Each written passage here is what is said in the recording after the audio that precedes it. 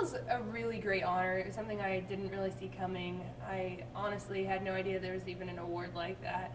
But it was a huge event, really formal, lots of people who were very important in the Tennessee state in athletics, and it was such an honor. And I was able to be there with the former athletic director, Joan Cronin from University of Tennessee, and she escorted me up on stage, and it was just such an honor and something that I'll never forget. I really was caught off guard. I honestly had, like I said, I had no idea that it was an actual award, and so I realized that it wasn't just in the University of Tennessee, it was in the whole state of Tennessee, and so that kind of blew me away, because I could name like 5 athletes that I thought would be more deserving than me, but I was just so grateful to be even named among the people that were there. I will always remember that, and it was just an amazing experience, an amazing night, and being recognized in front of all of these people who are being put into such an amazing Hall of Fame. I was just lucky to be there, I think. I had the most fun I've ever had at a swim meet in my entire life. It was the coolest experience, and I will never forget that. I went in 2008 and really was just more nervous than anything, and I just had so much more confidence, so much more experience going into this past Olympic trials, and really knew what I wanted and really had a shot at making the Olympic team. And so I did the very best that I could, and had the most fun that anyone could ever have. It never fails that I am next to the one of the fastest people, without fail. I am next to the top seed, or next to the American record holder, or just someone who has done something amazing already. And so it was really important for me to keep my head straight and not think about my competition, but think about myself.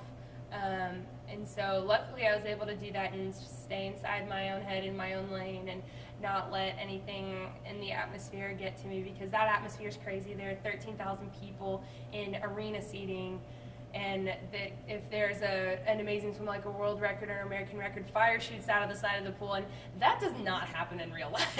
And so that was the coolest experience. And so making sure that atmosphere did not get into my head, and letting my competition get into my head, was really important. But it was a little nerve-wracking swimming in front of that many people, but my goal going into the meet was just to have fun and enjoy racing, and I really did that. Honestly, it was kind of one of those, well, I can't complain. I just wasn't fast enough, and swimming is an extremely fair sport.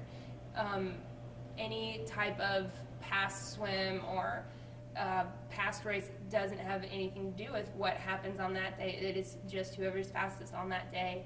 And unfortunately it wasn't me, but I gave it my all, and I had a fun time doing it, and so I can't complain. I had a ton of emotions, because I'm sure a lot of people who have retired from a sport can say that they had so many emotions, and I reminisced all the way back to Harrison and all the way back to Boilermaker Aquatics, and all of these memories that I really couldn't have gotten that far without the people that I had been fortunate enough to meet and been fortunate enough to train with and have as a coach. And I was so happy and proud of myself. And then it kind of sunk in that you're not an Olympian, and that was kind of hard to swallow, but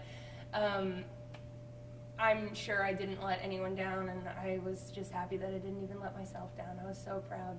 So a lot of people have asked me that, if I'm going to continue, and I'm going to take a long break and figure that out. I'm getting married in August, and so that's all I'm focusing on right now. It's just planning a wedding.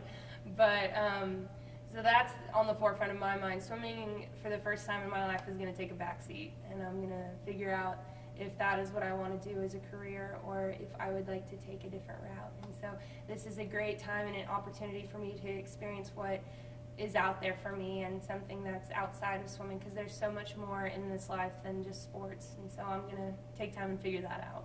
When I first got back here, I contacted my club coach and asked, hey, can I help out? Can I help coach? Can I swim before you guys have practice?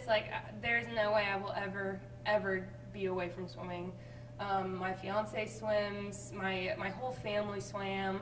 I just cannot get away from the sport. It's a part of me forever. And so I will always be a part of swimming, whether I'm a coach, a mentor, a swimmer. Like, I'm just always going to be involved in swimming.